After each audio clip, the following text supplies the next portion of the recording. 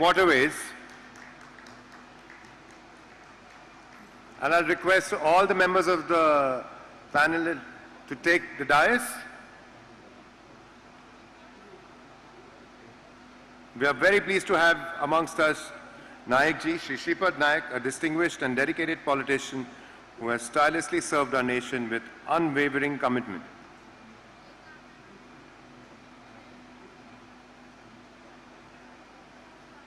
May I request the panelists to take the dais?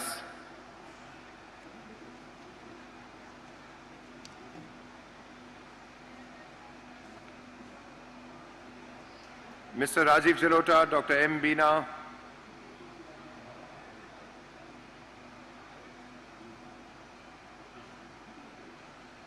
India's river cruise tourism sector holds immense potential and is expected to become a major global player, projected to reach 37% by 2027. The PM Gati Shakti Master Plan alignment with the development and enhancement of inland waterways and riverine infrastructure will be pivotal in propelling river cruise tourism. The recently launched Ganga Vilas, the world's longest river cruise, signifies a significant milestone for India's cruise and tourism industry, introducing new opportunities for tourism and freight carriage in the Indian subcontinent. Both domestic and international tourists seeking spiritual experiences can now explore various destinations along this scenic journey.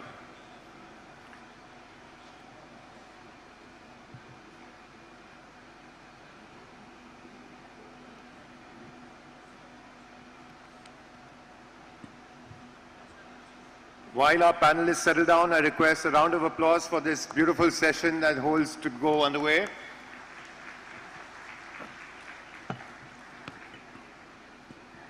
I now request Mr. Rajiv Jalota ji to kindly felicitate the Honorable Minister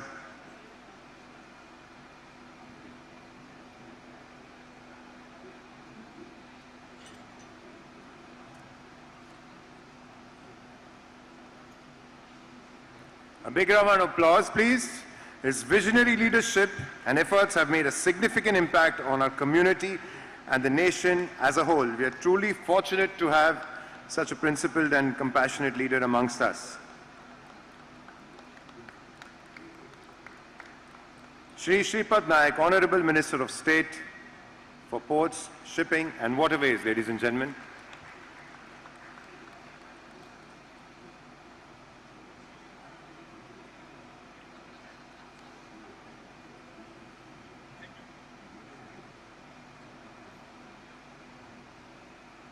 Thank you. To proceed with the session modalities, I may now invite session convener and moderator, Mr. Rajiv Jalota ji, to deliver the welcome address and take the session forward into its fine motion.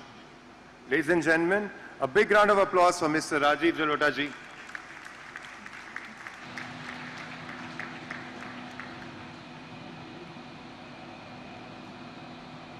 A very good afternoon to everybody. Our Honorable Minister Shri Shripad Nayak ji and all our distinguished speakers on the dais and all delegates in the audience.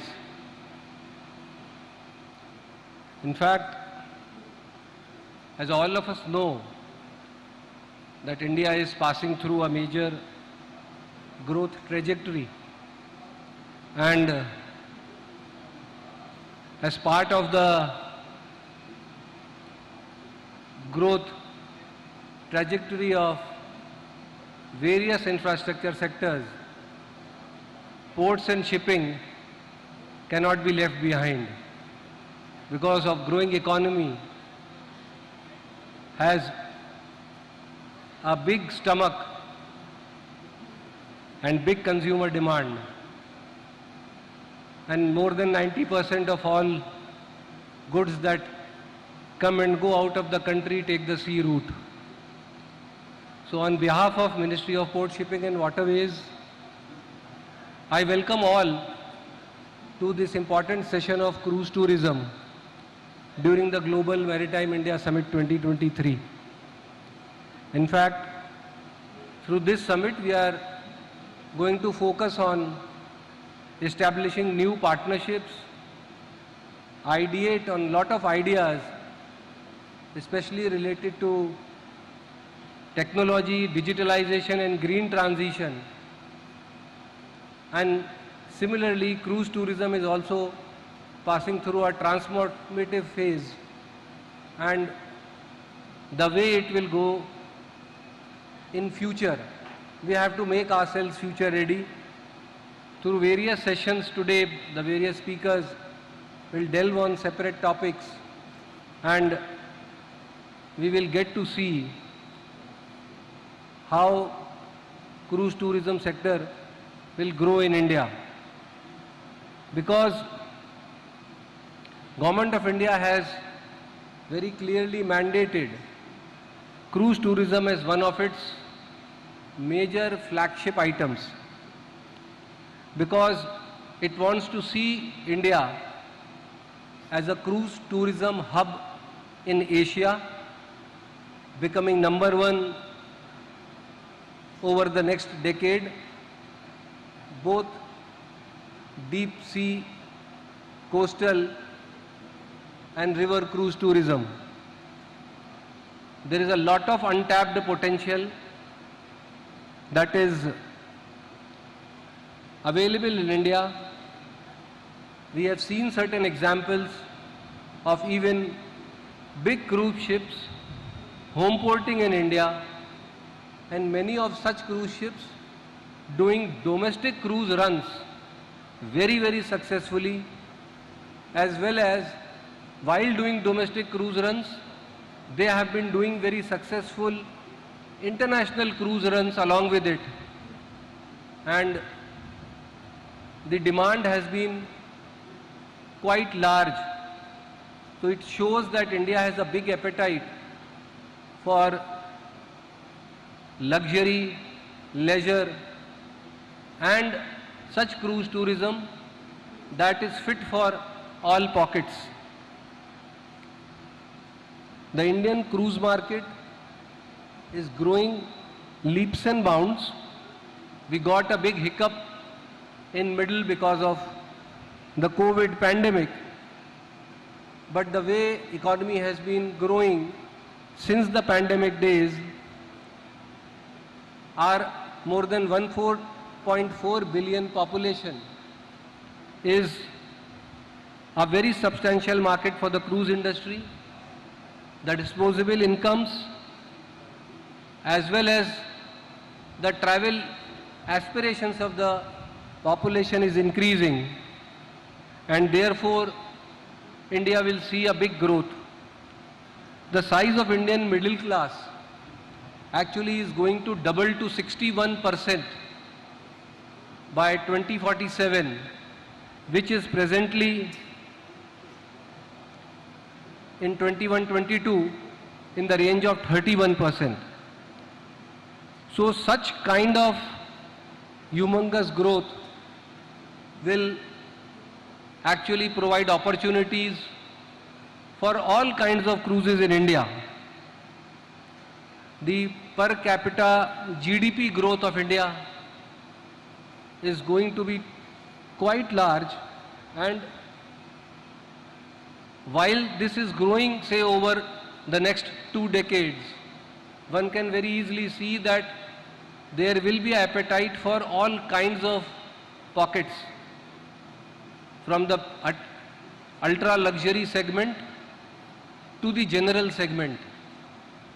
And we are seeing that the cruise lines are basically recasting their strategies while they are tapping the Indian market, and are coming out with their own customized packages for India. And these are very good signs. We are seeing that India has become now the 5th largest economy in the world, while it was the 10th largest economy just a decade ago. We are almost going to touch 26 trillion economy by 2047, and this kind of wealthier population augurs very well for cruise tourism. Therefore, in a nutshell, we can very well say that such hungry and thirsty population of India, whose wealth will also grow by leaps and bounds in coming decades, will see cruise tourism grow by very large proportions, and that is why we have kept the topic of today's session as embarking on a voyage to attract 50 million cruise passengers by the year 2047. I know that several people will be questioning this logic, but we want to aim as high as we can so that we design our policies, processes, procedures in a way, update and upgrade our infrastructure in such way that it leads to achieving this kind of an ambitious target. Now, I request our Honorable Minister, Shri Shripad Nayak ji, to shower his blessings on us, and he has been a great crusader and champion of cruise tourism in the country, especially belonging to the state of Goa, which is regarded to be the tourist capital of the country. Please, sir.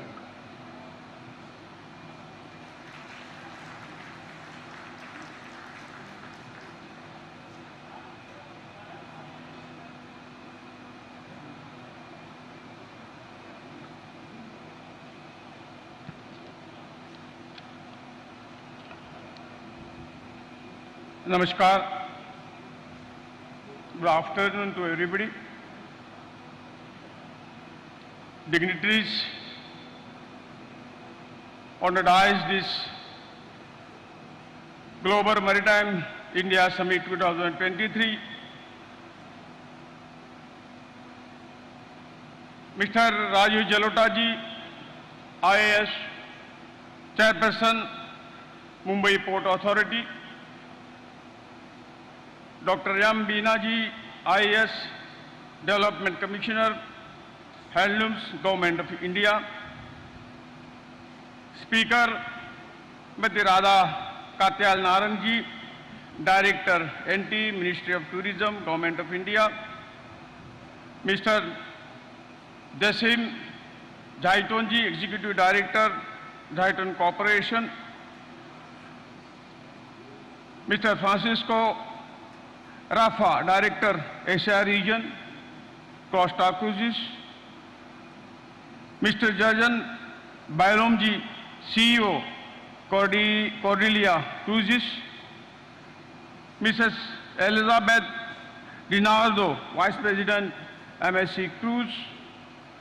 Mr. Dhruv Kotakji, MD, MSGM Bakshi and Company. Mr. Sanjay Bandopadhyay ji, Chairman, IWAI. Mr. Sanjay Basuji, Co-founder and Chairperson, Far Horizon Tours Private Limited. Mr. Sunil Kumar Singh ji, Advisor, Strategic, Ministry of Port, Shipping and Waterways. All the dignitaries of the dais, distinguished delegates, brothers and sisters. It is with a great pride that I stand before you as we embark on an exciting phase of growth and transformation in the maritime industry. Our government's dedication to the nurturing maritime ecosystem is evident in the remarkable step taken over the past years, setting the stage for the vibrant maritime future for India. Government commitment of the transforming the maritime sector goes beyond the infrastructure and logistics. We are not just dedicated to facilitating cargo movement, but also extending our reach to the limb of the river and ocean cruise tourism, strengthening the tourism sector also. India cruise market has the potential to grow more than tenfold over the next decade, driven by the rising demand and disposable incomes. The government of India realized this potential and is determined to position India as a global cruise hub with state-of-the-art infrastructure for both ocean and river cruises. Our 7,500 kilometers long coastline make us a leader in the maritime sector. Our rich maritime history is evident from the sphere of influence of our civilization and culture across the Asia. India's long coast is not only a key lever for building the trade and growing our export, but also an opportunity to promote the tourism. Offering opportunity for leisurely exploration, the accomplishment of the 6 international cruise terminals describe the saga in ocean cruise. India has long been known as the land of the river. We are a country where rivers are worshipped in the form of gods. More than 10 operational waterways for river cruises tourism and 3,200 kilometer world's longest river cruise across the river Ganga and Brahmaputra serves as an emblem of the sector's potential. Global players have evinced a keen interest in promoting the cruise tourism across our country. India will certainly become one of the top tourism destinations in the world through technology establishment. This could happen with the adoption of the modern technology and with the right infrastructure. In order to boost the cruise tourism industry in the country, the Government of India has taken several initiatives, including the infrastructure upgradation, rationalization of the port fees, removing the outstanding charges, granting priority to berthing to the cruise ships, providing e-visa facilities, etc. Upgradation and modernization of the cruise terminal are being done at our 7 major ports. We are committed to provide the world-class terminals and facility also. For theme-based coastal destination circuits such as Gujarat Pilgrimage Tour, West Coast Cultural and Scenic Tours, South Coast Ayurvedic Wellness Tours, and East Coast Heritage Tourism are being developed to active cruise demand. Coastal themes and multiple tourism projects have been undertaken in Andhra Pradesh, Pondicherry, West Bengal, Maharashtra, Goa, Odisha, Andaman and Nicobar Island, and Tamil Nadu. Enhanced development of these historic lighthouses and its surrounding areas into unique maritime tourism landmarks through public-private partnership being undertaken. Transformation of India's distinctive lighthouses into captivating tourism sites has witnessed an outstanding increase in the tourist footfall over the year. The initiatives aims to showcase the rich cultural significance and allure of these magnificent structures, whereby they can propel the prospect of tourism and manpower the local economy. I am hopeful that event of this Global Maritime India Summit shall be a path forward to transform the tourism sector, which is one of the potential areas of the regional employment and revenue generation. With these words, I once again welcome all of you and thank for joining us. Thank you very much. Jai Hind.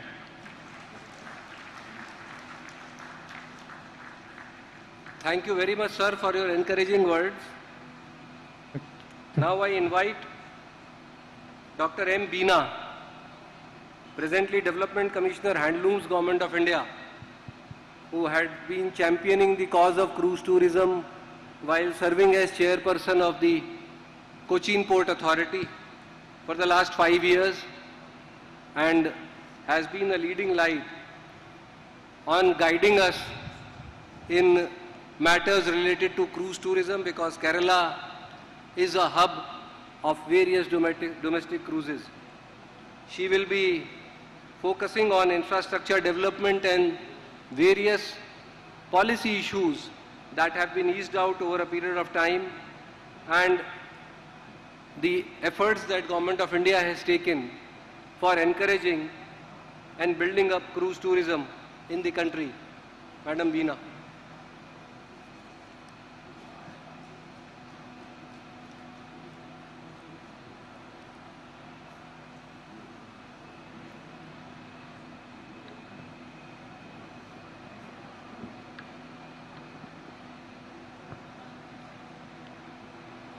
Esteemed convener, Mr. Rajiv Jalota, Ms. Ratha Katyal Naran, representing the Ministry of Tourism, Mr. Jason Seton, Executive Director, Seton Corporation, Mr. Francisco Rafa, Director, Asia Region, Costa Cruises, Mr. Jurgen Belong, CEO, Cordelia Cruises, Ms. Elisabetta Denodau, Vice President, MSC Cruises, Mr. Dhruv Kotak, MD JM Baxi, Mr. Sanjay Bandopathyaya, Chairman IWAI, Mr. Sanjay Basu, Far Horizon Tours Private Limited, Mr. Sunil Kumar Singh, the who is who of the cruising sector who have assembled today. At the outset, let me express my profound gratitude for inviting me to this session in spite of the fact that I have demitted office and taken charge elsewhere. Thank you so much for this, Jalota sir. The convener and the Honorable Minister has given the overall perspective, the broad vision under which India is looking at the potential of the cruising sector. I will be doing a deep dive and actually focusing on what is being done in terms of infrastructure, what is being done in terms of regulatory compliances, etc. So let us start with infrastructure, because cruising being a sunrise industry for India, we had this great challenge of converting the cargo ports into providing consumer satisfaction and coming up with cruising terminals. And the Mumbai, as far as Mumbai port is concerned, the new Mumbai International Cruise Terminal is substantially completed and will be expected to be fully operational by November 24. The facilities available will include hosting of cruise ships, hosting of passengers up to 1,000 passengers with a 1 million pax capacity. 200 cruise ships per annum is expected to be hosted, and a G+3 iconic structure. In Marmagoa also, the development of the international and domestic cruise terminal is in progress and will be ready by the next cruise season. Calcutta Port has plans to upgrade the passenger terminal to accommodate international cruise vessels, and this is expected to be completed by December 25. In New Mangalore, there is already a dedicated air-conditioned cruise launch of 2,150 square meter, which can welcome cruise passengers and house all the facilities required for them. Cochin Port has already 2 dedicated cruise terminals, Samudriga at BTP and Sagarika at the Ernakulam Wharf. Both these terminals are modern, world-class, fully air-conditioned cruise passenger facilitation centers where all the statutory clearances like customs and immigration are given under one single roof. With regard to Chennai Port's modernized cruise terminal has been fully functional, and it offers a host of amenities to cater to cruise tourists and liners. As far as Vizag is concerned, the international cruise terminal, which has recently been completed, is now open for operations and will serve as a pivotal gateway for both domestic and international cruise tourism along the eastern coast of India. This world-class facilities promises to offer a transformative experience for tourists while fostering economic growth and benefiting local communities.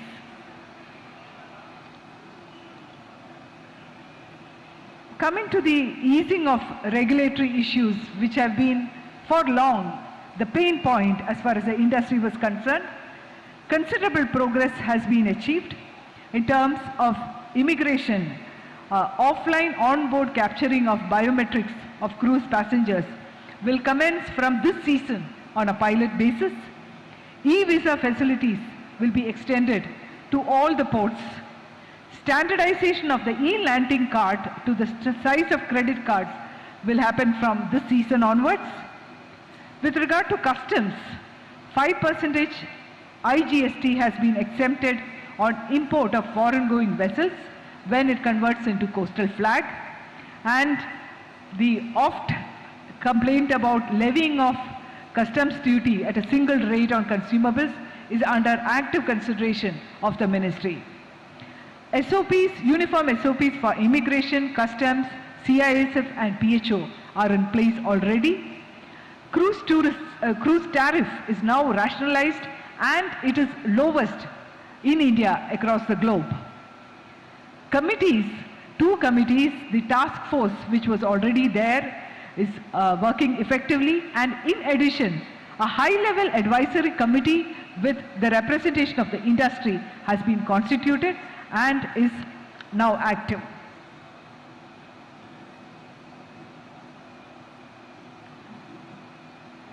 So, apart from the coastal cruise tourism that we are mentioning, river tourism and lighthouse tourism is also poised to bring more tourists into the cruising sector, and the numbers are here for us to see. From a very modest 102 vessels coming and an 84,000 packs coming in the year 13-14, we are now at 479 vessels and 4,75,000 passengers coming in the year 1920. That was the pre-pandemic. Now in the 2 years we had the pandemic, there was a deep slump and virtually we had zero cruise tourism. But post-pandemic, now we are seeing a resurgence. And in the year 22-23, we had 227 calls and a pax of 4,72,000. So basically we have recovered our pre-COVID numbers, and we are looking at much better numbers to come. Already in the current year we are seeing a lot of interest in the sector. More coastal vessels are coming, new vessels are being home ported in India. So there is a lot of hope and aspiration in this sector, and the projection for 2030 is very much doable. We are looking at 1,000 cruise calls with 10 million passengers.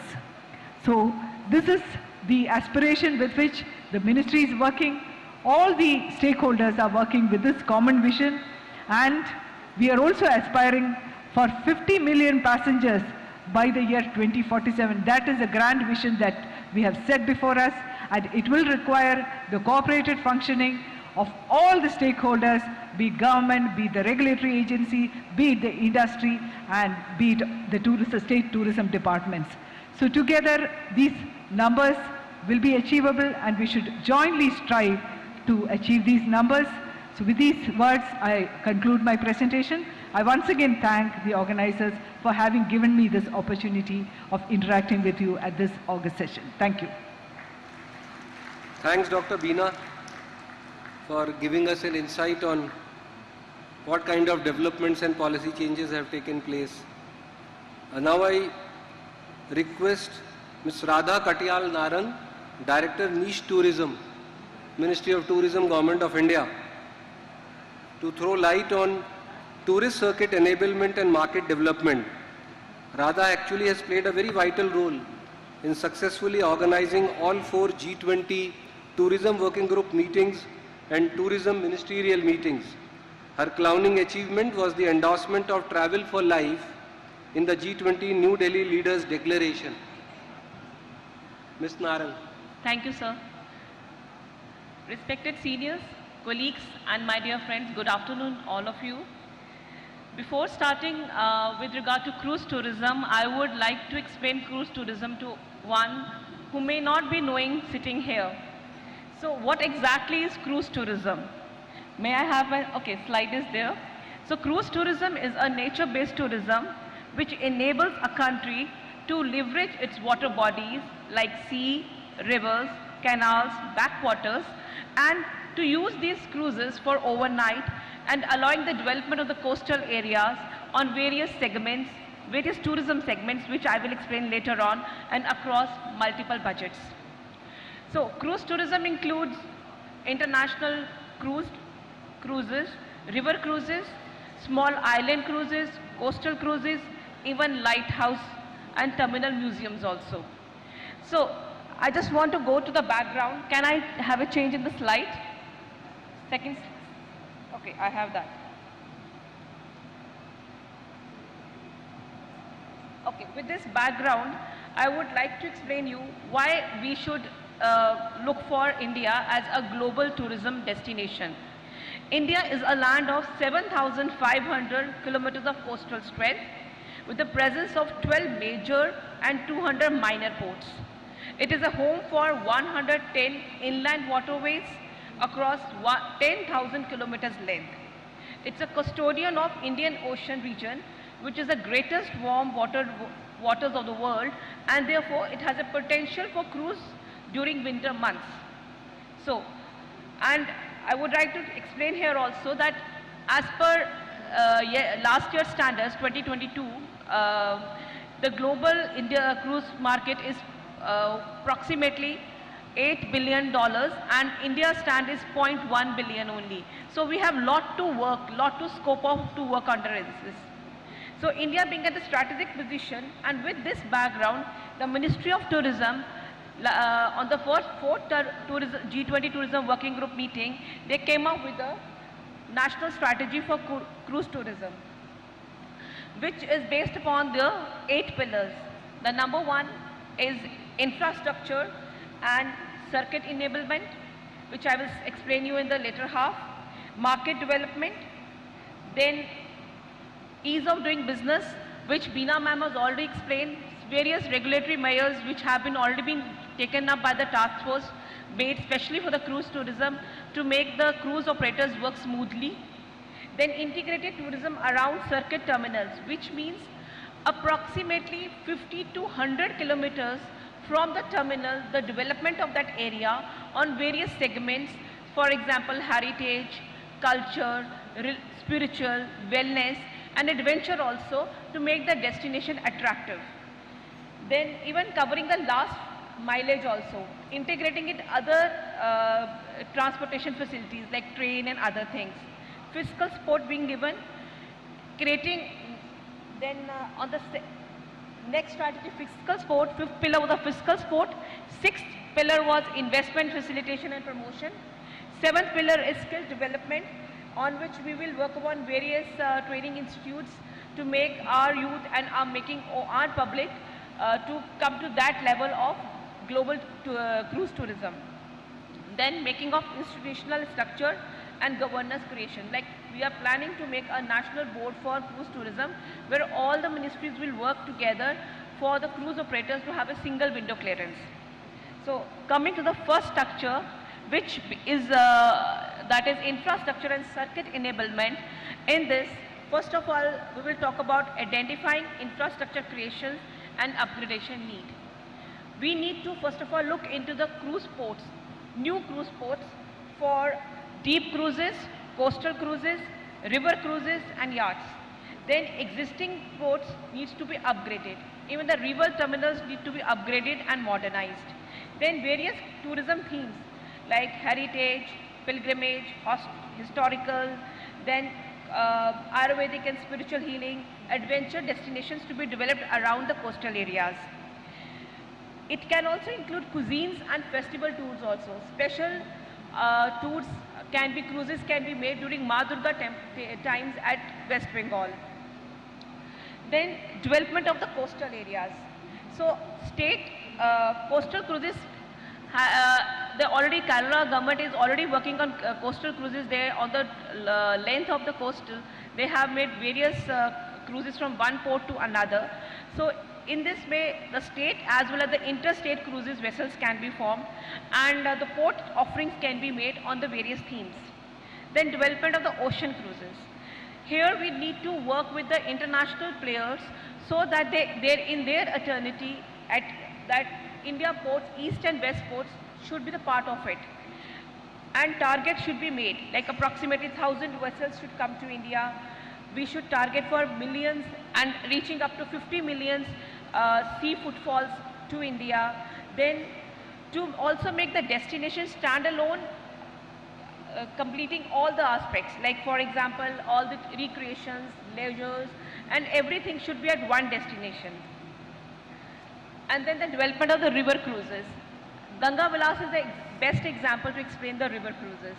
So in this manner, we need to increase the navigable channels, increasing the more operational kilometers on the rivers, then making cruise terminals permanent floating as well as landing points.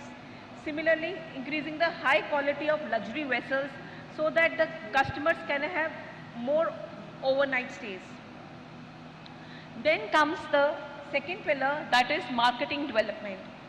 To make the cruise tourism as and to position India as a cruise tourism destination, we need to create a sub-brand, Incredible Cruises in India, which will become a flag bearer for all cruise events, tourism events in India as well as abroad.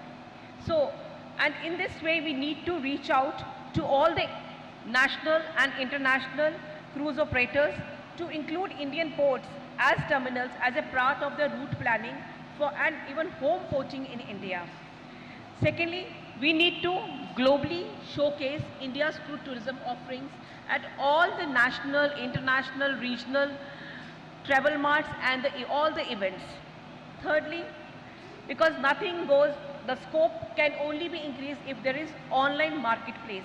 So all the private and public players needs to develop an online marketplace for integrated deep sea, coastal and river cruise tourism booking and reservation information. Fourth point, how to develop more marketing. So we need to upskill and train our travel and hospitality industry to work more on the cruise tourism actions. So they should make the more tour operators should work on cruise tourism. Then engaging the states.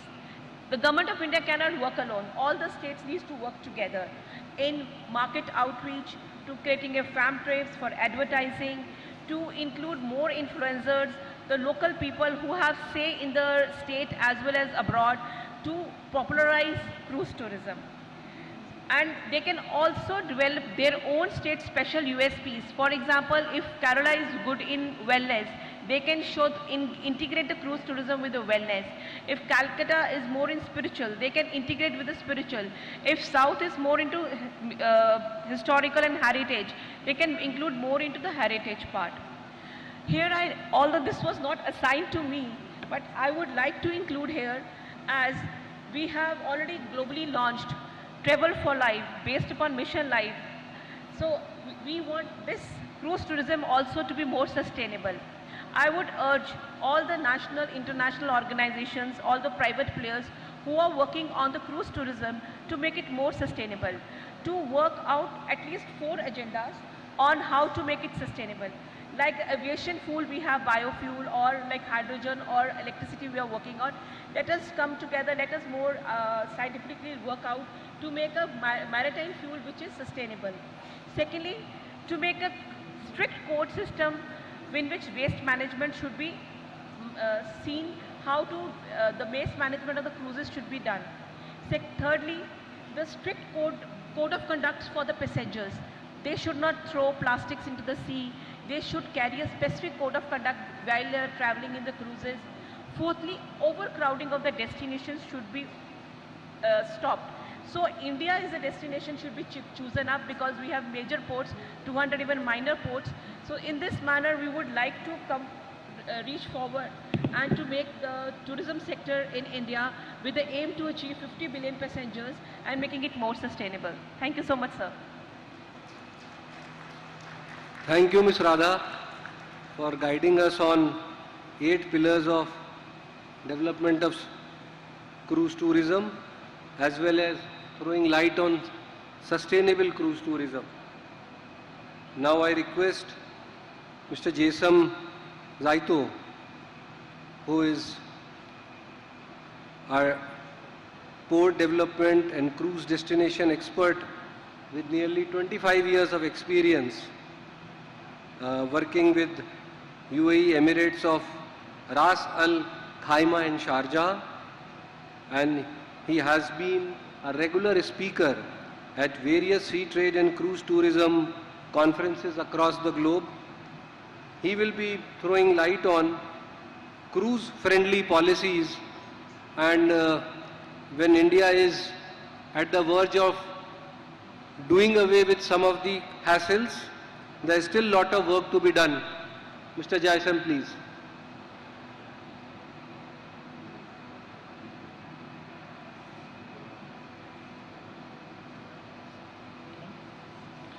Namaste, Assalamu alaikum, good afternoon everyone. First of all, thank you very much for giving me the opportunity to speak to everyone here in this hall. I really appreciate the opportunity, and as well for gathering and making a stress during this important summit on cruise. In fact, cruise is a big subject for me and for everyone, I believe, but we all share the same probably knowledge. But one thing in this room I can feel, we share the passion for cruise. I thought first to reflect on a couple of numbers, especially that we are here in this audience. Currently, since February 2023, we are back to cruises, which have in fact been a milestone for all of us in this room, especially for cruise lines to come back to cruise post the pandemic. And now with China that have enabled cruise from next month, it will be as a country also back to cruise. Cruise lines are operating. This year we had about 17 cruise ships christened and brought to market in all different type of sizes. 2019, which is the year pre-pandemic, we had 30 million, and that's according to Cruise Line International Association. The 30 millions were up to end of 2019, specifically to ocean line cruise liners. So this is not the count of river or coastal cruising. For last year, we had actually crossed the number of 2019. So we are at 31.7, and of course we are expecting to grow more by end of this year. The number of operating cruise line, according to the Cruise Industry News, which is one of the prestigious media company for covering cruise, is about 446 ships. That's also covering non-CLIA members. Number of operating cruise lines, according to CLIA, because this is the biggest organization that manage the cruise affair, is about 60 cruise lines. Number of cruise ships coming to market the next 5 years is almost 60 ships. That's including luxury and expedition, but also mainstream. In fact, these numbers are constantly updated, so it requires, and we'll see that more and more cruise ships will be built. That means our industry is resilient. The total value in terms of US dollar is $40 billion over the next 5 years. Just another overview, the revenues of last year, because we were not fully operating, it's about $18 billion. That includes also all the cruise tickets that is being sold. Again, it's ocean line, cruise line.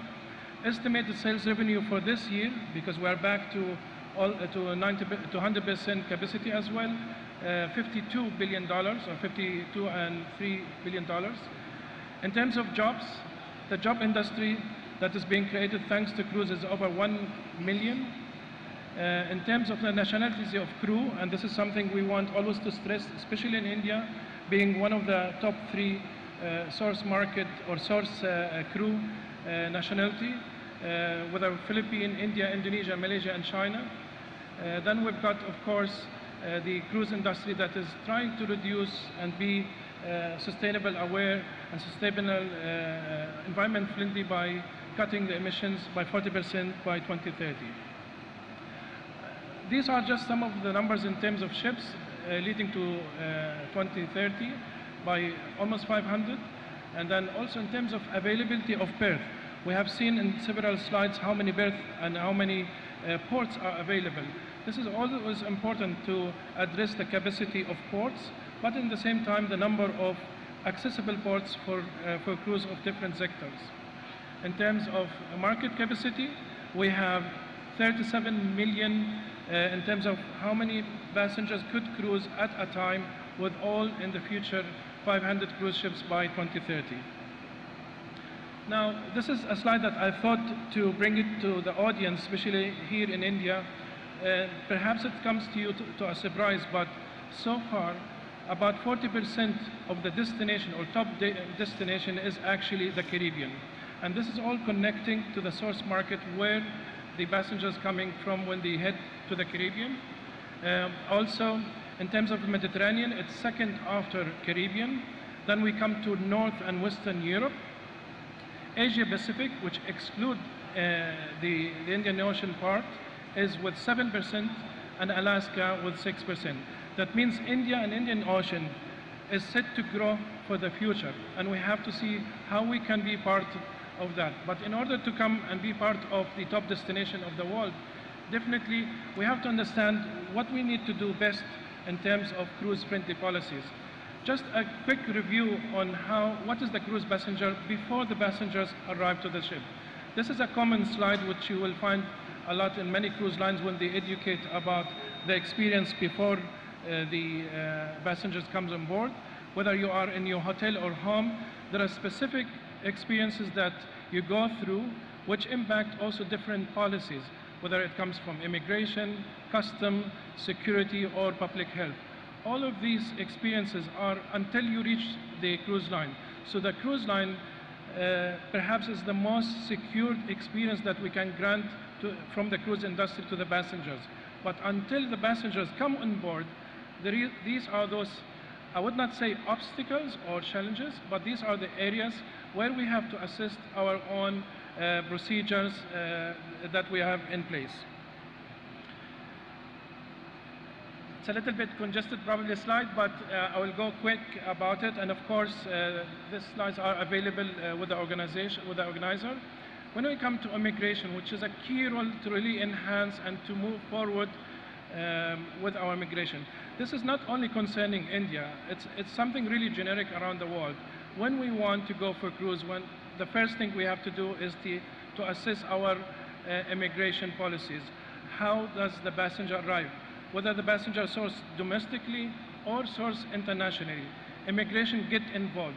For instance, here in India, when we go to Lakshadweep, though that we are sourcing domestic passengers, but still immigration get involved. So these kind of procedures need to be clarified, need to be put on a table. And finally, as Ms. Rida also said, we need to market these policies. So cruise destination always explore these matter.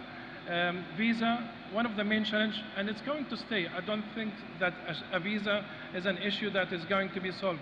Perhaps in India is solvable, but remember that in cruise we connect on an international itinerary with regional and international ports. We have to think about practical solutions. A cruise dedicated visa may be a solution sometimes. I can recall United Arab Emirates when they came up with multi-bill visa for cruise to solve the problem of getting in and out into the same country. And this is something we need to consider as well in India when we have, let's say, Sri Lanka and Maldives and other countries, and then the same passenger perhaps in 1 week or 2 weeks itinerary come back to India. So this is something that can be also considered. When we come to accessibility, think about cost. While the cost is, for many countries, is insignificant, in fact, to get to the visa in some countries, it's becoming really a challenge. In India, we are a bit ahead from many countries because we've got the e-visa. But sometimes the e-visa itself needs to be more accessible on spot. And this kind of facilitation that it requires really to look at. And why I say on spot? Because sometimes we do have situations where the passenger decide to disembark. Of course, our immigration here, at least in India, there is always consideration for emergencies and emergencies due to health. I would also like to consider the so-called API, or the Advanced Passenger Information. It's a technology, no secret to anyone, but that's what the airline really work with. When we receive passengers, it's important to communicate all the information before the ship arrives. when we apply the API technology in all our ports, then of course it will facilitate a faster clearance of the ship. When it comes to custom, of course, custom is always a matter that perhaps many people in our industry, when they plan, they keep customs to the last. And in fact, one of the things that I would put next to immigration is always custom, because each country run by its rule. But in the same, customs is also look after the affair of security and a specific part of security as well. So clearance, when we do clearance for the ships, our best target is to clear it on arrival really. But if not, then within a frame of 15 minutes. The more use of technology, the better it is. It all push the numbers and attract the destination to attract more number of calls. Of course, another topic, which is the GST, we all know this is a very sensitive matter when we come to adding GST, whether it's in the cruise ticket, whether it's on consumable, when ships are calling domestic ports. This is something that needs to be really solved and addressed.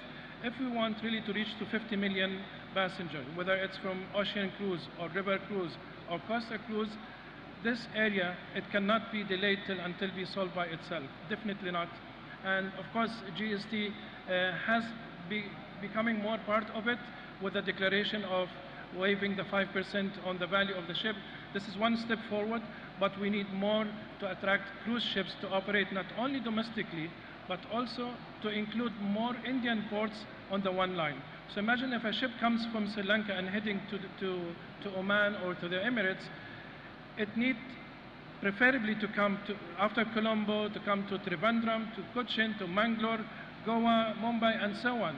But what we're having right now is when the ship's coming to Cochin and ending up to Mumbai, it's kind of penalty to close the bonded stores, to declare whatever consumable are there. So we have to assess this area perhaps more in order to move on with the attractions of our ports. Some countries are applying e-custom, the declaration to be on board. I know there is, even in India, something also similar, at least in the airport, in some of the airports. And finally, when we come to public health, this is impact of COVID. COVID have changed a lot of things, and in fact, perhaps the public health officer became more under focus due to COVID. So here, this area, COVID is over, and we need to assess the current prevailing situation with COVID ruling. So it's good to look at what it is. At the moment, domestic cruising being a little bit relaxed when it comes to it, but when it comes to international cruising, or when a ship comes from an international port, here, an area where we have to assess the clearance should be aligned with the custom and the security, that we clear the ship immediately or on arrival. Finally, when it comes to ports, and this is something, in fact, India was pioneering in it, especially when we intend, and I see Mr. Sanjay Bhatia is also with us. I remember when we first met 2014 to address how India is positioned towards other neighboring ports. At that time, we were talking about the cost of port of call in India. And we had made at that time a comparison with India to other countries. One thing that India have done during COVID, and this is something that I was really, let's say, marketing and circulating a lot during COVID, is rationalizing the rate, not only to the 5 ports, but also to come up with a formula that in case you have a more frequency, especially up to 100 calls, let's put it this way, then you will be able to get up to 70%, and that's what formerly shared, that India has the lowest port cost for cruise ships in the world. These achievements were not born in a day. It is really consistent. It's almost 10 years of hard work, and I know that the former shipping minister as well have worked a lot to promote cruise tourism, and as well with Mr. Rajiv is the same. Of course, these discounts are important on harbor dues, first initial calls, creating this incentive model, and most important that whatever models we create, once the cruise ships plan them and include them in their port tariff, it's best to last for long. It should not be only for 1 year or 2 years or 3 years. Preferably, it will be at 10 years, so to allow the ships to plan accordingly. Now, some of the facts, quick facts, and this is one of the before my last slide. Cruise tourism, as we just learned, really it's very important in India, and we see that everybody active in advancing it, and I really appreciate that also our room today is full with a full presence. Cordelia Cruises, which is the cruise line that have taken a lot on itself, and with Mr. Jürgen Bylum, who pioneered cruising in India, have achieved or will be achieving by end of this year about 450,000 passengers. Just to imagine that within 2 years post-pandemic, this is thanks to all the facilitation and the procedures that are with that we're supporting domestic cruising. One of the lessons that we learned from COVID, that is how far you can get when you became dedicated for the Indian market. Major operators, which are all sitting as well here today with us, such as MSC and Costa and also Royal Caribbean, they are all having ambition plan. They are all here to listen and talk to you. But also we have the luxury and expedition ships, the one with 100 passengers and 50 passengers and 200 passengers who want to go to small ports. These are also interested and awaiting how we can operate domestically with no taxation between ports. Mr. Jason, we have to finish because we have overshot your limit. Yeah. Yes, that's we are already late. One Please. more slide and I've got. Thank you. So, official data showed us that we had about 6 million in terms of tourism, and that's it. That was my slide as we concluded. And Vande Bharat. Thank you, Mr. Jason, for throwing light on what kind of cruise tourism friendly policies we need to have in immigration, customs, public health, as well as certain incentives from ports which have to align with environment obligations now. Now I request Mr. Francisco Rafa, Director Asia Pacific Region, Costa Cruises, who is a very old hand at cruise industry, having more than 2 decades of experience in his various roles in Europe and Asia. He will be talking about expectation of ocean cruise lines from the various destinations and what challenges are being faced by cruise lines in this regard. Mr. Rafa. Ladies and gentlemen, respected colleagues, good afternoon. In Italian we say buonasera. I'm Francesco Raffa. I'm responsible of Asia Pacific, Growth Markets and North America for Costa Cruises. Costa is an Italian company. We are based in Genova and part of Carnival Corporation and PLC. We are the world's largest cruise group. Today, it is an honor and a duty for me to be here representing Costa, that is ambassador of the Italian values in the world. We have a strong and lasting bond with India. Our ships sailed already towards Indian waters in the past years. We have imported our ships in India, and many of our colleagues are coming from this wonderful country. Connect, collaborate and create is the payoff of the Global Maritime Conference. And I'm truly glad for this opportunity to strengthen today the connection and the collaboration with you all.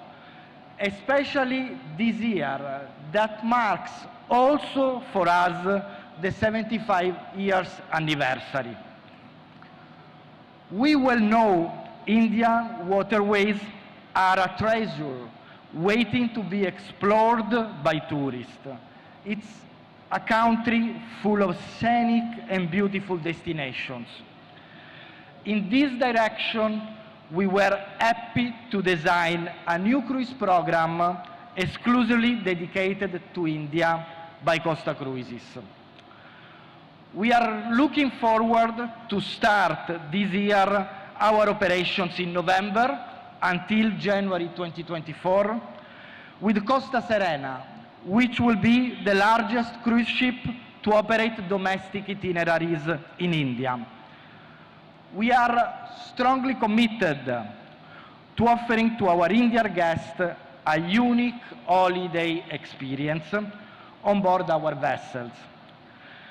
This is the reason why we decided this year to sail locally, a coastal run, offering a coastal program and giving to Indian consumers the opportunity to discover some of their country's most beautiful locations from a unique point of view.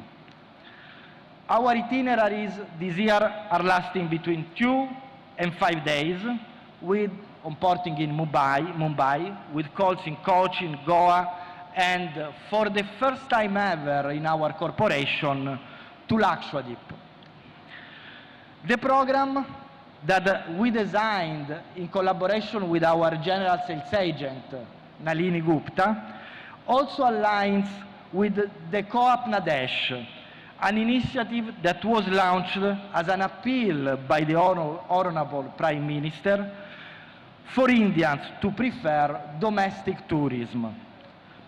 We are optimistic and we are confident that this program this year will meet the taste of our local customers, who will enjoy a product specifically designed for them, with a Costa taste. Talking about our industry, we know that India aims at increasing the cruise tourism. In order to boost the industry in the country, programs and efforts should be focused on initiatives including infrastructure upgradation, rationalization of fee and charges, both for international as well as coastal routes, development of piers, berths specifically designed for cruise ships operations, simplification and modernization of immigration policies for foreigners entering the country to embark on international voyages, as well as transiting. We just mentioned about visa programs. It's crucial to develop an entire ecosystem aiming at creating and supporting a favorable business environment. Infrastructures represent a key element for the development and accessibility to cruise terminals and piers, as well as access to city attractions and the reception capacity during port of calls are all elements of this ecosystem, are all crucial elements to establish an appealing business environment. Corridors and priority access to attractions and cities hotspots should be granted to allow companies and obviously customers to manage destination shore visit in the most efficient way during our time in port, that usually is short. Some work has to be done, but we are sure with the right infrastructure and adoption of modern technology, India will certainly become one of the top cruise markets in the world for domestic, inbound and outbound. Thank you. Grazie.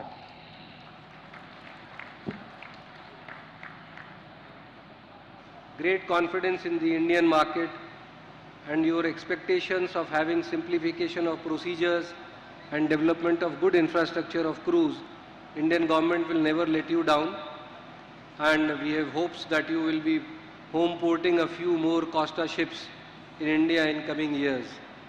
Now I request Mr. Jürgen Bailum, President and CEO, Messrs. Waterways Leisure Tourism Private Limited, what we popularly know as Cordelia Cruises. He is also the serving chairman of Indian Cruise Lines Association and is running this cruise vessel Empress under the brand name of Cordelia Cruises. His topic for today is cruise tourism industry in India, focus on destination development. Mr. Bainom. Wow, this is a lot of information. Thank you so much, Chairman. Namaste, everybody. Dear Honorable Board Chairman, Mr. Rajiv Chalotachi, incredible event you're running. Thank you so much for being such an advocate of cruise business. Dear Government of Port and Ministry and Tourism, colleagues, peers from the cruise industry, terminal and port operators, very good afternoon. Aap kaise hain? Come on. Okay, very good. So I try to keep it very short today. I was thinking for the last 15 minutes what I'm going to say. So I try to simplify everything in a nutshell. Cruise business. India needs to understand what a cruise business and a cruise vessel is. It's not a little tiny boat which can come alongside everywhere. We can do business and off we go. So let me simplify the Honorable Prime Minister's Vision 2047. We are using as an example, leading example, Mumbai Port. A cruise terminal which can turn around 2 cruise ships as home porting, have all the facilities required from customs and immigration, full accessibility for our passengers to come along. We need that exactly minimum 12 times all over the coastline of India, which makes it 24 cruise ships a day, Friday, Saturday, Sunday, Monday, which makes it 48 cruise ships all year around, 30 additional destinations, close proximity to India, outside and inside India. This is how we get to 50 million cruise passengers 2047. Everything else, we have seen a significant stride towards that. A lot of work from the government, a lot of support. We'll get there. It will take a little bit time. Rome was not built overnight. My colleague has told me just a minute ago. But the most important thing, we're in the right direction with the right support. India has an amazing coastline. But today, we only have one major cruise port, which is Mumbai. All the others are nice cruise ports. Major cruise port means full accessibility for passengers to access the port, turn around ships, have operations for the cruise liners to operate their ships, and move on to the next destination. Today we have one port. So we need 12 ports like that. So Chennai needs to work harder. Vizag did a great job. Cochin is awesome. But ladies and gentlemen, cruise ships today, what we call cruise ship, they come anywhere in sizes of 30,000 tons to 220,000 tons. They come in a range of 300 guests to 5,000, 6,000, 7,000 guests. So please understand the magnitude.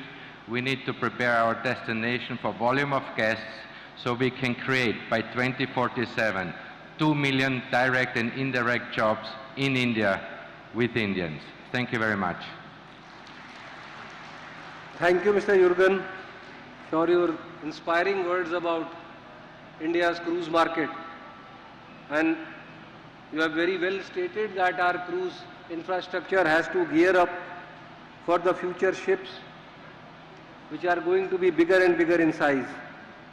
Now I invite Ms. Elisabetta Donado, Vice President MSC Cruises, who has been in the cruise industry for more than 15 years, was here in 2021 during the Incredible India International Cruise Conference as well, and is also part of the advisory group that has been created by Government of India.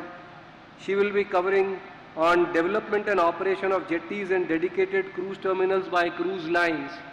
What lies ahead in India as far as this topic is concerned? Madam, please. Ladies and gentlemen, namaskar. I hope you can see me. I'm the shortest in the panel.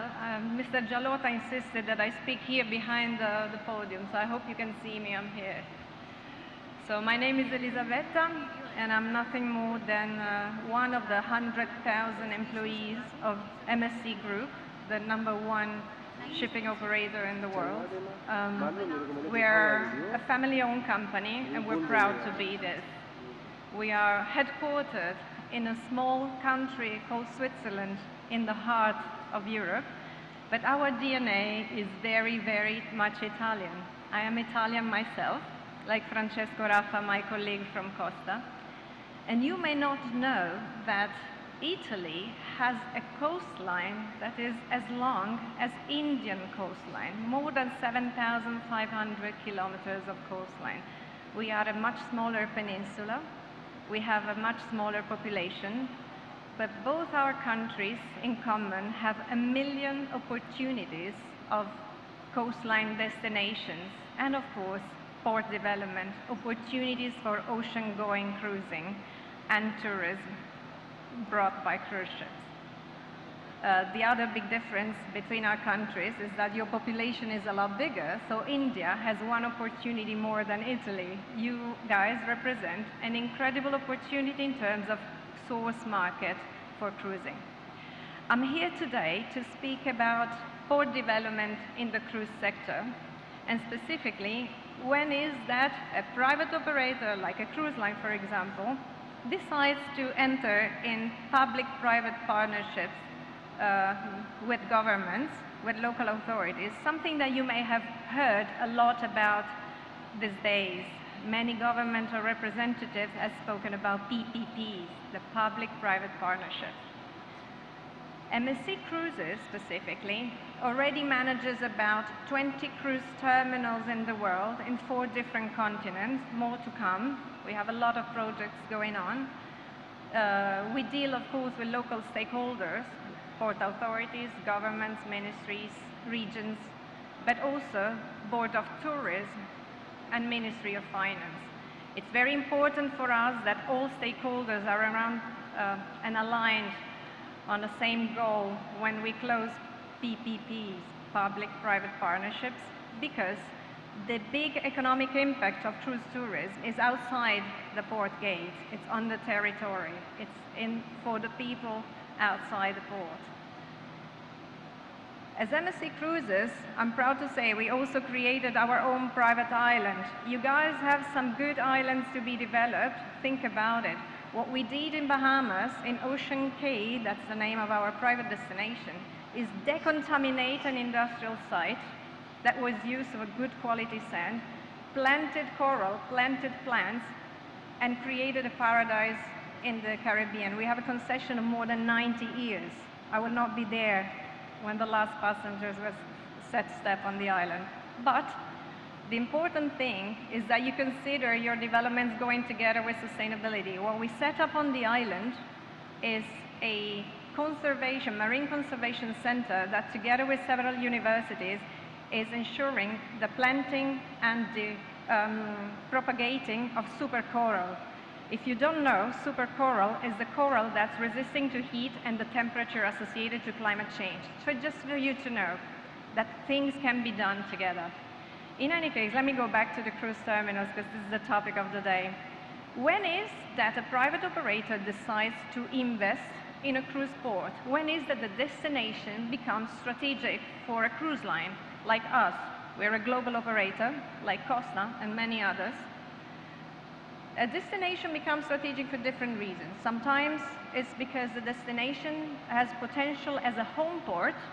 You know, home port is where cruise passengers, cruise tourists decide to start or finish their cruise holiday. And maybe sometimes the local authorities don't have the resources to build a cruise terminal.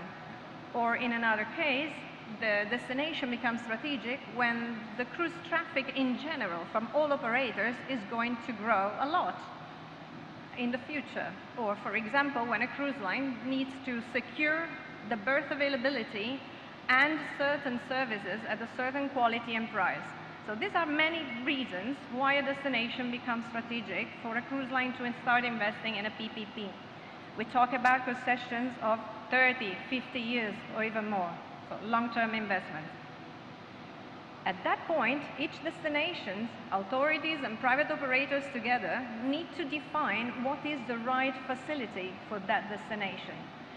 You need to analyze as a destination, as stakeholders, together with your potential private investor, what kind of operation you need to have in your port. Is it a domestic destination, domestic traffic? Is it more for international traffic? Is it both? We all know, and we heard from our colleagues, my fellow panelists, that when there is an international cruise involved, the surface of a facility is much bigger. Why? Because we need space for immigration and customs controls. So that's obvious. And then we need to understand if the facility or the port or the destination needs to be fit for home porting operation. We said the definition of home port is the port where the cruise starts and ends. So there's a lot of operations going on for the ships and for the passengers' comfort and services. Or the destination may be of pure transit. The ship gets the services by the port suppliers, but actually passengers go visit the destination. And then there is a third category of destinations and port facilities, which is the ones dedicated to interporting. Interporting is the most complex operation. MSC is championing this because we like to complicate things, being Italian.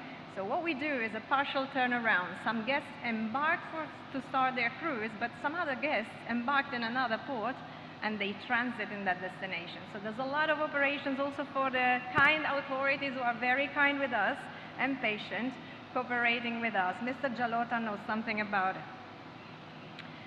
Once it's defined which kind of facility is good for that specific destination, and again, there's no facility or infrastructure that fits all possible destinations, we need to decide how much we can spend. And how is this defined? The business plan of a cruise line or any other private operator or even a port, a public operator, is stretched left and right by certain parameters. There will be the passenger traffic, and for us, there's no strategic destination unless there's at least 500,000 passengers per year. Okay? So these numbers are maybe reminding to some figures that we saw in the previous slides. Then there is, of course, another parameter. It's the concession fee that we need to pay to the public authorities. Please, authorities, keep it the lowest possible. Then there is another parameter, which is the passenger tax or terminal user fee, by which we, private investors, need to recover our investments.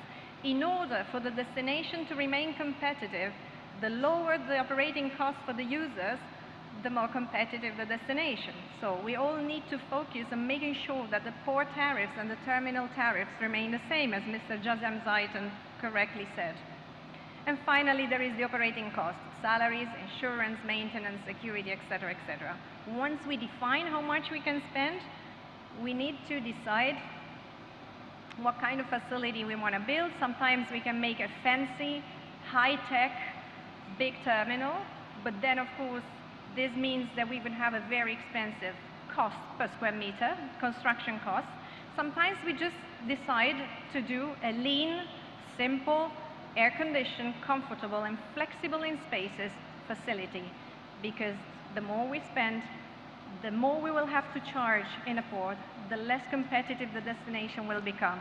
And for cruise operators, it was very, very important that fuel consumption and emissions are low between a port and another, and of course, the other itinerary-driven parameter that influences our operating costs is the port cost. Let's keep it the lowest possible. What do we expect from India? And I conclude my speech. We expect Indian authorities, first of all, to work hand in hand with all cruise lines. Cordelia was a big door opener for all of us, and we thank Mr. Bailam and, of course, his property for making sure that we all are here today, together with Mr. Gialotta, who is a believer, and many of you, thanks God. And finally, we would like authorities to work hand in hand with us, but also communicating between different ministries. We cannot just talk with Ministry of Transportation Infrastructure without involving Tourism and Ministry of Finance. Please create a fiscal regime and an economic sustainable operation for the cruise operators, and the cruise passengers will come. Hopefully in 50 million passengers within 2047. Thank you. Thank you, Ms. Elizabeth. Your insights on how to design our public-private partnership concession agreements and making a level playing field and keeping the cruise lines competitive is very apt.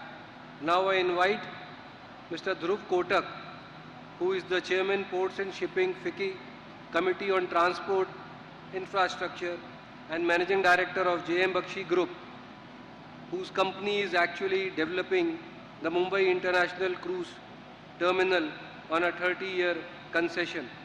He will be throwing light on dedicated promotional and marketing campaigns to activate and attract global cruise lines and passengers in India. Mr. Kotak. Thank you, sir. Sorry, I've got a sir, normally they say, yeah.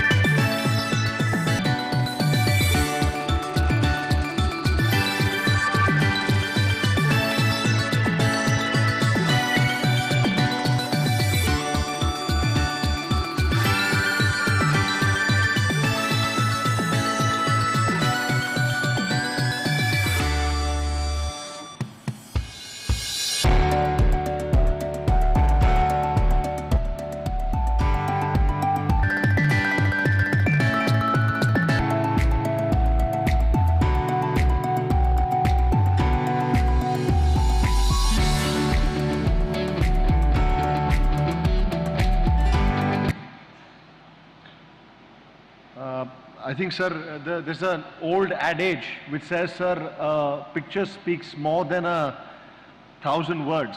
But, sir, today's day and age, a video speaks more than 1,000,000 words also, sir. So I think, first of all, this is the cruise terminal that belongs to Mumbai Port. This is the terminal that, in the earlier presentations which was stated, this will be ready by November 24. And, honestly, this is due to a huge amount of vision and effort by Mumbai Port Authority, of course, the chairman and all officials within Mumbai Port Authority. This is their brainchild, this is their vision, and of course we have the opportunity, we are blessed to have the opportunity to manage and build this, bring this vision, bring this project to life. I think I'll be very, very quick. I think we've had a lot of, experts who have come and spoken before me, but I think it's a simple statement. If we don't have great terminaling infrastructure, we don't have a great place where we alight and disembark, you will never be able to have a great passenger experience. So therefore, to create a great passenger experience, to create a feeling of luxury, a feeling of leisure, a feeling of going on a holiday, where you alight, where you begin your adventure, where you begin your holiday is equally important, or probably the first step to actually enjoying your time on board. And therefore, on a global level, if we as India, if we need to attract shipping lines to come, the embarkation and disembarkation infrastructure that we need to create has to not just be great for the region or great by regional standards. We need to be better than any other terminal anywhere in the world, because the Indian consumer is very, very discerning. If these cruise operators today here need to find a market in India, the only way they will find the market in India is if this market is presented as a luxury item which people want to spend money on to go and enjoy their holidays, their experiences. And that can only begin when the end-to-end experience speaks, smells of luxury. We've got to build and create a market. And therefore the step that Mumbai Port has taken and that the entire ministry has taken in terms of building this infrastructure, I think is the first step to actually attract global customers, global lines from different parts to come. If we have the ability to demonstrate this physical infrastructure, automatically, all over the world, It's very, very easy to demonstrate this, showcase this, and automatically people will come. So again, a simple conclusion, seeing is believing.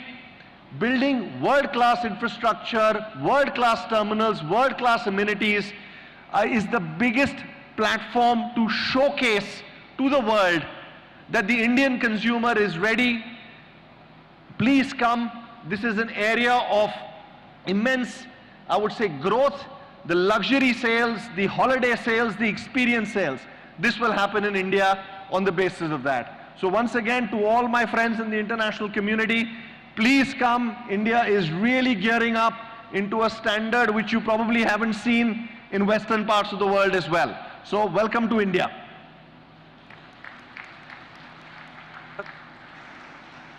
For your vision for a luxurious cruise terminal development, and you want to see them across India.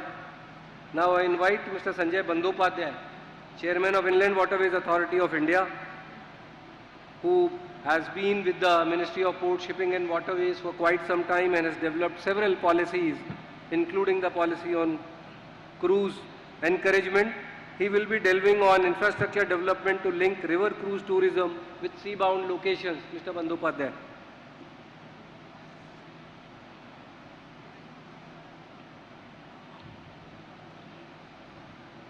Speakers on the dais, ladies and gentlemen, we have seen a jazzy movie in the post-lunch session, which must have waken you up. I have a very short presentation. Presentation is to hold your focus on various issues of river cruise tourism. And this cruise tourism has been taking place in the country for now many years, decades. And the private sector has put a lot of money in the cruises. While the Inland Waterway Authority has invested money in the infrastructure in form of dredging, the terminals, the navigational aids, various protocols with Bangladesh, and other things, custom clearance, immigration clearances with the state government. And the private sector has leveraged, and we stand shoulder to shoulder helping them out. Presently, the Ganga waterways starting from Allahabad to Hooghly River is a major course for the cruises, and there are some figures which are only for academic purpose. Then there is the Brahmaputra from Dubri to Sadia stretch, and now it has gone. You have seen the recent Ganga Vilas covering 3,200 kilometers from Varanasi to Brahmaputra through Bangladesh. Earlier on the day we had a session in regional connectivity in which Bangladesh, Nepal, Bhutan, Sri Lanka were present, and many issues including the cruise tourism was discussed. Then the backwaters of Kerala, which is National Waterway 3, is also popular, though there are many issues on this, on the height of the river, which the state, height of the bridges, which the state government has to tackle, and we are trying to work with them. The Goa waterways are also very popular, and there is a lot of scope for tourism. So taking the Ganga, there are many sites. If you travel on the Ganga on the river cruises, you will see that the entire civilization, how it has developed over thousands of years along the rivers. If you travel from Kolkata to Varanasi, up to Murshidabad, you may be having at least 100 places, right from the Battle of Plassey to Siraj-ud-Dowlah's palace, the jute mills constructed by Queen Victoria, Hastings hospitals, the old refractory works, the gun factories. There is so much to see. And as the guide who is traveling with you speaks about the history, you will see that how the civilization has developed. When you cross Farakka and move further towards Varanasi, You see the history of 1,000 years unfurling before you. I think Mr. Basu is a veteran who knows more than me, and there are many people who are sitting here in river cruise tourism who have been a partner in this development for several years. These are some of the cruise liners working on the rivers, and you will hear from them that they are so popular. The Ganga Vilas, in the earlier session, Mr. Raj Singh was there.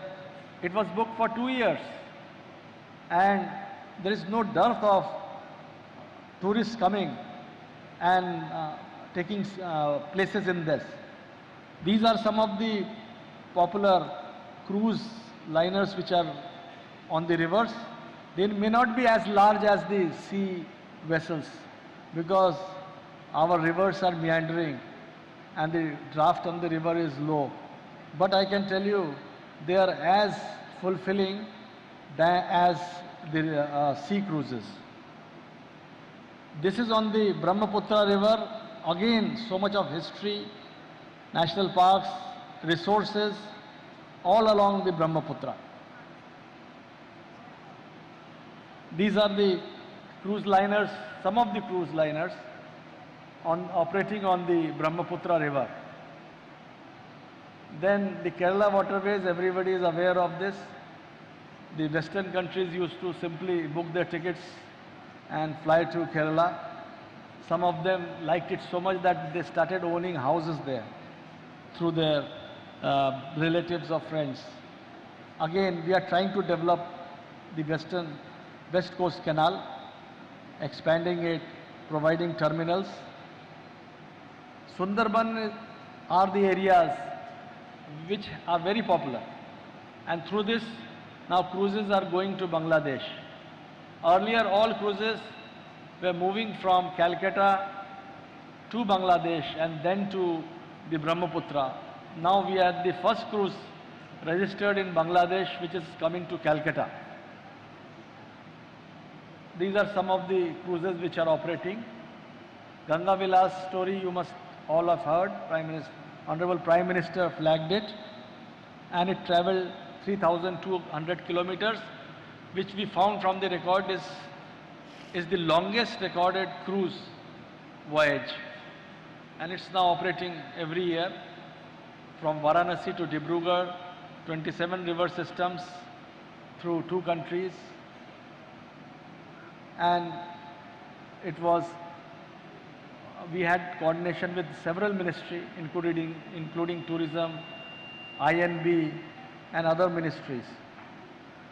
But the main story which I want to take you through is the future scope, and where I want to end it. That I show the present data in 2022 on the operational waterways, the cruises with night stays, the ferry tourism, and various other things. But we got a study done for Amritkal vision plan for the river cruise tourism till 2047, and these are the figures. See the manifold increase in the routes, the kilometers, the number of cruise liners which can come in, especially the footfalls, the people who will make night stays in these cruises. And there are several of such cruises which are doing a single day journey, returning back in the night. And there is so much of potential to invest in this. We estimated that till 2047, there is a scope of investment up to 35,000 crores in infrastructure, in cruises, in different tourism amenities in this river tourism sector. And we have partners here who are also in sea tourism. We call upon them that let us integrate the river cruise tourism and the sea cruise tourism together. People come from, say, Dubai by sea cruise, land on Mumbai or Goa, and take the river cruise and get a more satisfied, more enriching experience. Thank you, all of you. Thank you, Mr. Bandyopadhyay, for taking us through the journey of various rivers, offering cruise as a great leisure option. Now I request Mr. Sanjay Basu, co-founder and chairman, Far Horizon Tours Private Limited, who is a professional of 30 years plus since 1982, and he started Far Horizon Tours in 1992 to showcase tourism. He'll be speaking on possibilities and prospects of river cruise tourism in India.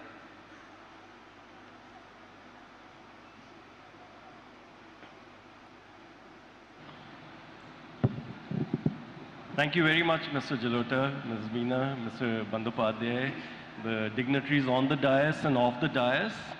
I wanted to touch on river cruising along with sea and coastal, because rivers are what we are doing and coastal is what we would like to do to help reach the target of 50 million by 2047. India is a cruise destination, the waters from that you can see 7,000-meter mountains to coral islands. It's a very diverse destination.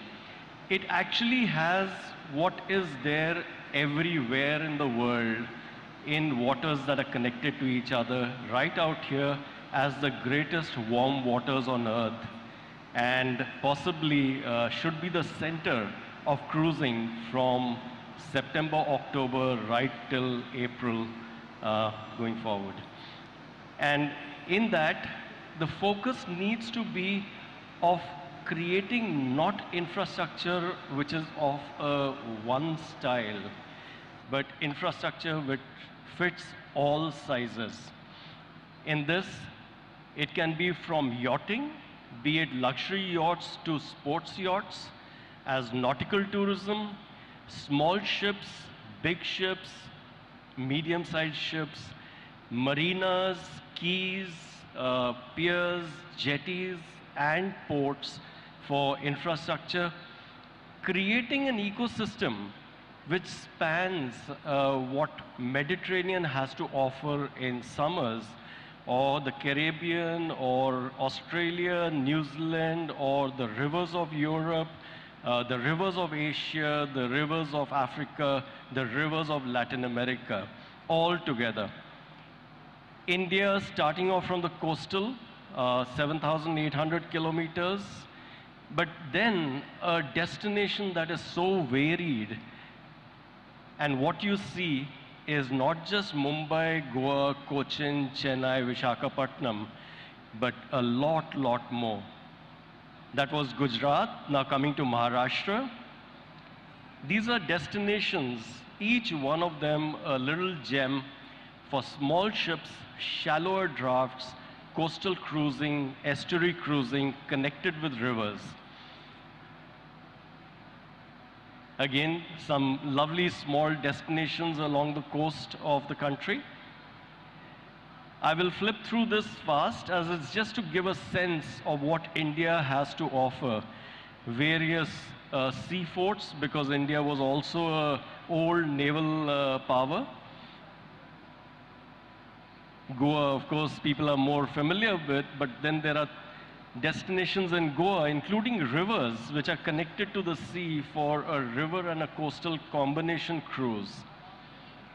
Coming to Karnataka, beautiful temples and beaches along the coastline. Wildlife sanctuaries, islands, waterfalls. And then coming to Kerala, a destination where coastal with the backwaters needs to be linked up to create an integrated coastal and a river cruise experience. And then coming to Tamil Nadu on the east coast, from Kanyakumari to Rameshwaram to Puducherry to Mahabalipuram to Chennai. Beautiful destinations again to be visited. It's not just the big ships and the shows on the big ships and the facilities on a big ship. India has so much more to offer, not just to domestic cruise traveler, but to cruise travelers from all over the world. These are again beautiful destinations along the coast of Tamil Nadu, coming to Andhra, Orissa. I'm going a little fast on this. National parks, beautiful saltwater lakes with bird sanctuaries, beautiful temples, beaches, and then West Bengal, Calcutta, the Sundarbans, the preserve with the largest number of Royal Bengal tigers, and our islands, Lakshadweep, Coral Islands, and then the big islands of Andamans, where there's a functional volcano, the Barren Island. So we even have a volcano to offer. And then looking at the whole Indian Ocean region, where we need to create, like we have done with Bangladesh, a protocol agreement, agreements with countries that are on the rim of the Bay of Bengal, the rim of the Arabian Sea, and into the Indian Ocean, and to create this as a region for cruising where cruise ships are not going anywhere. They are based here, they operate here, they live here at least for 6 months, and they don't possibly need to even repeat a destination in those 6 months. So that is nautical tourism. It also, from a tourism point of view, takes away the load from land, where space for hotels becomes a little restricted, but makes the tourism of the country grow. Coming to the Brahmaputra River, Mr. Bandyopadhyay has already touched on that, but this is one of the 3 rivers of the world which flows through a national park. And that is the largest preserve of rhinos on earth. And it's also the only river cruise of the world which flows under the shadows of over 7,000-meter high snow-covered Himalayan mountains. That doesn't exist anywhere else on the earth. And that's the wildlife you see in Kaziranga. National Geographic Society's Board of Trustees came here in 2011 and said this is the Serengeti of India. Tea, temples, ancient palaces, weaving of silk, beautiful cultural experiences. And that's the MV Mahabahu. It was rated as one of the top 10 river cruise ships of the world by Travel Insider of Qantas Airlines and by Sunday Times as one of the top 50 adventure holidays on earth. I will just touch on this. Of course, in the previous session, Mr. Raj Singh has already touched on this. Mr. Bandyopadhyay has already mentioned this in detail. National Waterways #1, so we have certain requirement of infrastructure. The government's already doing a lot of work, and I'm sure that will also get done further. That's the extent of the rivers, the alluvial northern rivers. Some of the destinations. That's the longest river cruise that Mr. Bandyopadhyay has mentioned, which Mr. Raj Singh had operated, 50 days. We had operated from Assam till Calcutta in 2019. That was the longest that had been done till then, and our record, we are very happy to say, was broken. And going forward, these are some of the requirements in Kerala. Kerala backwaters has been known as the green Venice of the East, the most beautiful emerald waterways on earth. And the reason is because of these coconut palm trees, which gives a green hue to the blue waters. Lovely cultural destination, very immersive, very experiential. That's the Teakwood boat, built in 2000 as the first river cruise boat of the country, which was graced by the then Prime Minister of India, Shri Vajpayee ji. And the facilities of this canal cruise boat. Island tourism, Andamans and Lakshadweep are waiting to be unlocked. Like I mentioned, there's a volcano there, but it should not become another Caribbean. It is a great adventure, nature, experiential, exploration, eco destination, And it should be really treated as that, as a beautiful nature immersive island destinations, as some of the most beautiful islands, coral islands. Andamans are the largest coral islands on earth, for those who do not know. So it should be taken more as an adventure and exploration, rather than being treated as something which is purely leisure and luxury. Though, of course, that element has to be there also. Dive boats for experiences underwater, that should be developed there. So coming to an end, I would say that we need to develop, along with deep sea ocean cruising, for which great infrastructure is being developed in the 5-6 ports, extensive development of coastal cruising, luxury yachting, sports yachting and regattas, dive boats, river cruising, and shipbuilding ability in the country. Because only then will we benefit the millions of people, fishing communities living along our water lines, and uplift them going forward. And I would like to just leave a question behind. Does our cruise industry focus on creating infrastructure and ability for cruise tourists who pay $20 to $40 only for India, or $200 to $500 per person per day? I think we need them all together.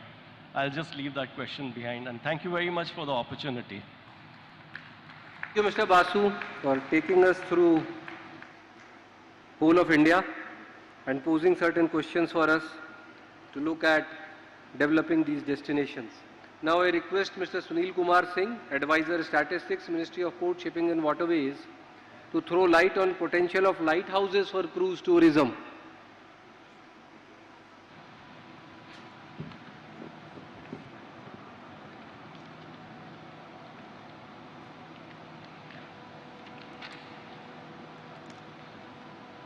Sri Rajiv Jalota ji, Chairman Mumbai Port, Sri Sanjay Bandyopadhyay ji, Chairman Inland Waterways,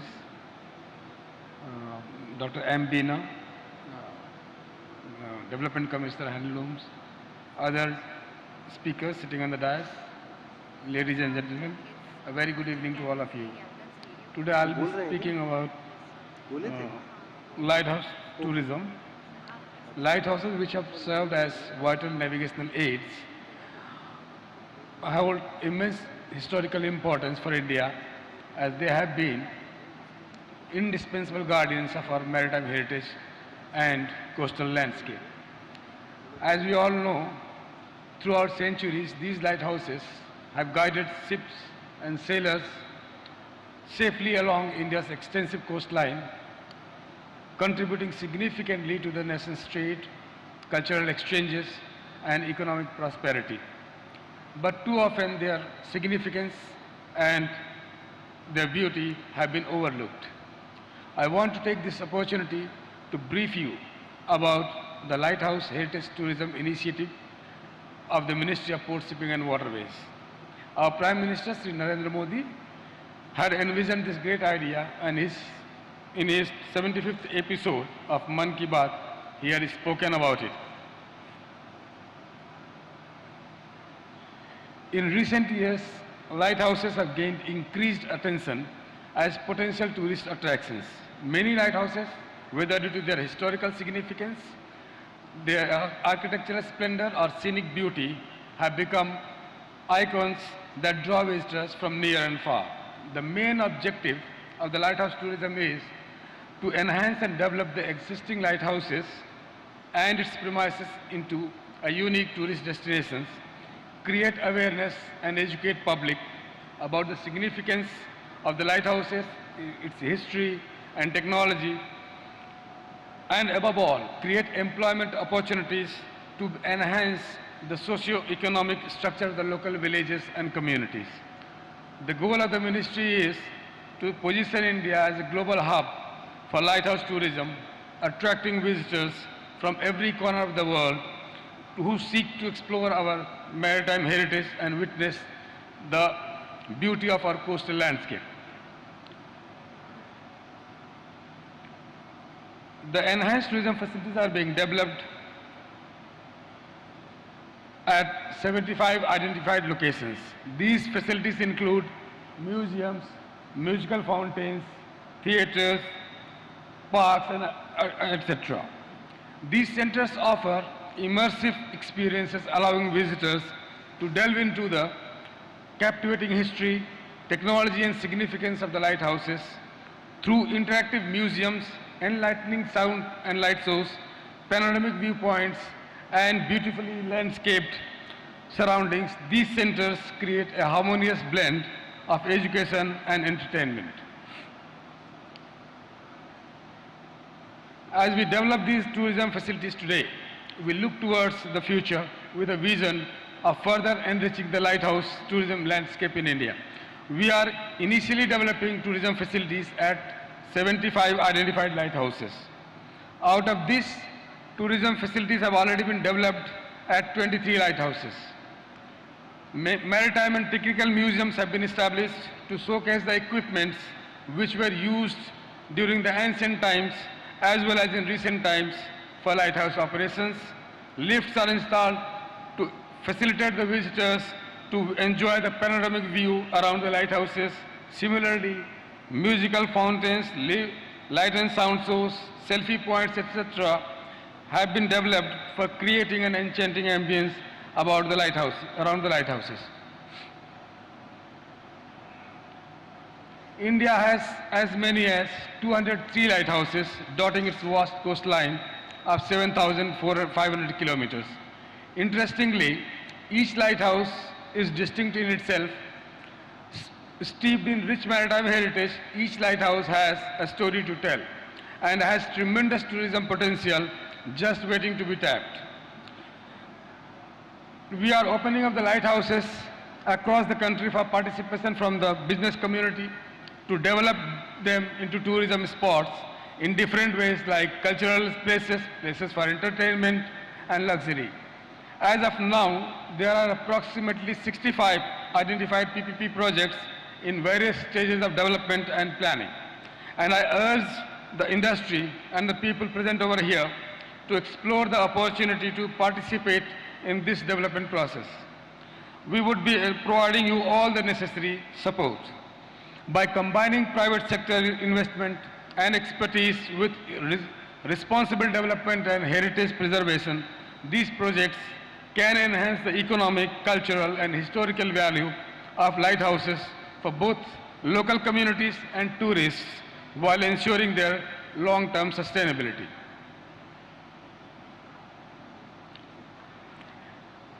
To give a boost to lighthouse tourism in the country on a grand scale, the Ministry of Port Shipping and Waterways organized the first Lighthouse Festival at Fort Aguada, Goa and Chennai from 23rd to 25th of September this year, which was attended by, among others, by local tourist operators, restaurant owners and other stakeholders in large numbers.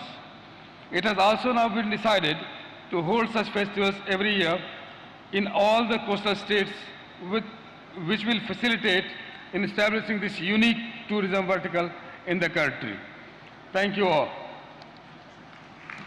Thank you, Mr. Sunil, for taking us through the growing sector of lighthouse tourism in India.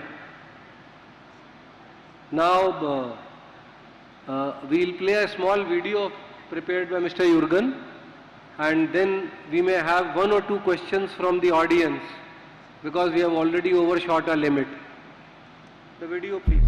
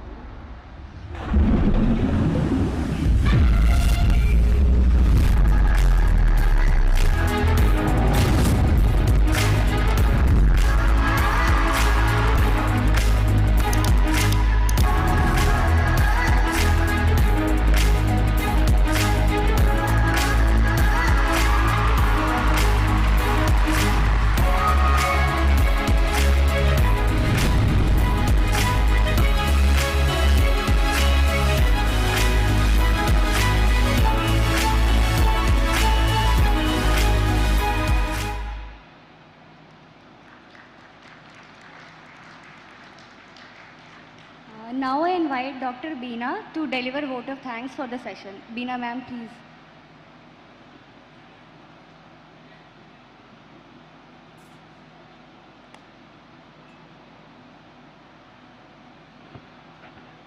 Esteemed guests and distinguished speakers, as we conclude this comprehensive session on cruise tourism at GMIS 2023, it is time to thank all those who have helped it to make it a huge success. We are truly honored to have such a midst. We had the privilege of listening to the Honorable Minister of State for Ports, Shipping and Waterways and Tourism, Government of India, Shri Shripad Yesho Naik ji, who eloquently highlighted the immense potential of cruise tourism in India and the vast resources our country possesses to make this sector further develop. We sincerely thank him for sharing his vision with us. I would also like to express our gratitude to the session convener, Shri Rajiv Jalota ji, Chairperson of the Mumbai Port, for his insightful remarks. His words reflected the commitment and enthusiasm of the Ministry of Ports, Shipping and Waterways in unleashing the full potential of cruise tourism in India. Thank you, sir. Also, I express my sincere gratitude to all the esteemed speakers for their august presence and valuable insights shared during the session, and for the continued support they have been giving to the cruising sector in India. Thank you to all the speakers. We look forward to engaging in further meaningful discussions and working together to harness the incredible potential of cruise tourism in India. Jai Hind.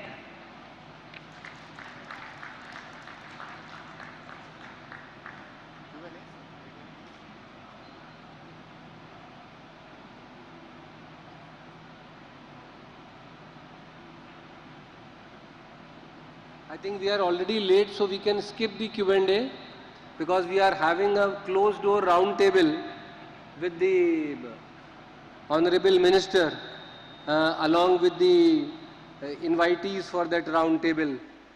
And after actually this session, around 6:45, 7, there will be a cultural evening here followed by dinner.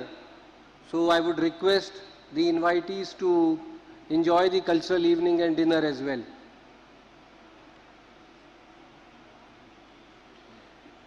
A big round of applause for this fantastic session. I'm going to request Mr. Rajiv Jalota ji to present the members of this panel with the mementos. As I name them, let's make this brisk and easy for them. Sir, can you hand a memento to Dr. M. Beena? Rajiv Jalota ji, can you hand a memento to Dr. M. Beena, please?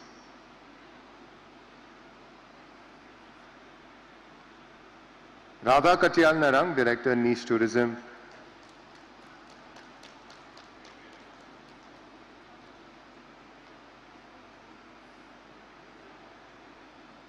Mr. Jazim Zaitan, Executive Director, Zaitan Corporation.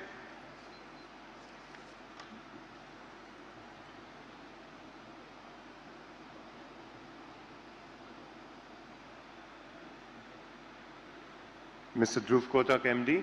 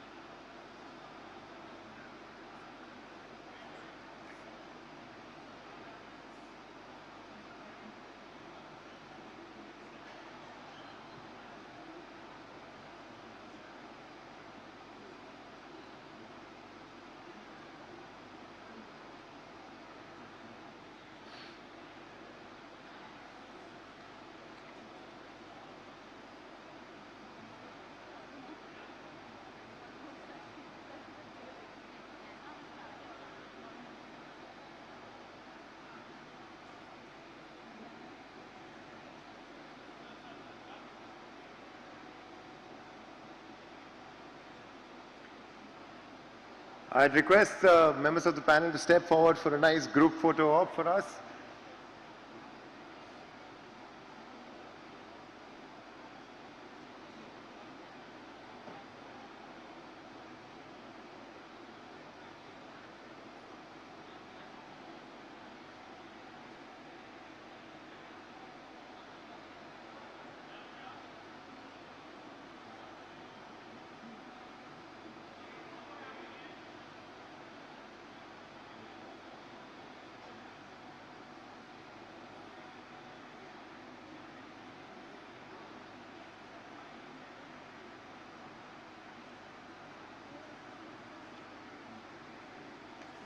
A special thank you to Rajiv Jalota ji to make sure we cruise to this session. Thank you, ladies and gentlemen.